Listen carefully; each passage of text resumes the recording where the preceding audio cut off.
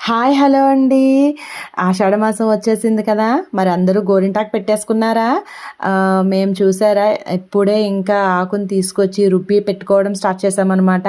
పెట్టుకుంటుంటేనే చెయ్యి పండిపోతుంది చూసారా.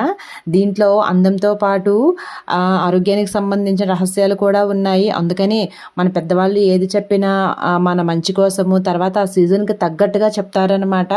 ఈ సీజన్ ఏంటంటే ఆషాఢ మాసం అంటే వర్షాకాలం కాబట్టి వర్షాలు పడుతూ ఉండడం వల్ల కొంచెం ఇన్ఫెక్షన్స్ అవి రావడానికి అవకాశం ఉంటుంది కదా. ఆ ఇన్ఫెక్షన్స్ రాకుండా చేయడం కోసం కూడా ఈ గోరింటాకు ఉపయోగపడుతుంది. ఇంకా మన బాడీలో వేడిని తగ్గించి చలువ చేస్తుంది. కీళ్ళ వాతాలు అలాంటివి ఏమన్నా ఉన్నా పోగొడతాయి.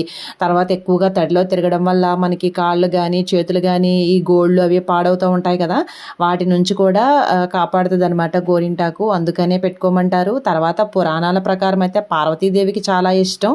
అందుకనే సౌభాగ్యపరంగా కూడా మనకి మంచి మొగుడు వస్తాడని అంటారు కదా. ఆడపిల్లలకైతే గోరింటాకు బాగా పండితే మంచి మొగుడు వస్తారంటారు. అందుకనే ఆషాఢం పెళ్లి కూతుళ్ళు అంటే ప్రత్యేకంగా గోరింటాకు పెట్టుకోవడం చాలా ఫేమస్ కదా. అసలు అదొక పండగలాగా ఉంటుంది. గోరింటాకు తేవడం, నూరుకోవడం, పెట్టుకోవడం. అయితే దీంట్లో లాసోన్ అనే న్యాచురల్ కెమికల్ ఉండడం వల్ల చక్కగా ఎర్రగా పండుతుంది. చక్కగా దీన్నే పెట్టుకోండి. కోన్స్ వాడొద్దు, అందులో వేరే కెమికల్స్ వాడతారు. Thank you so much.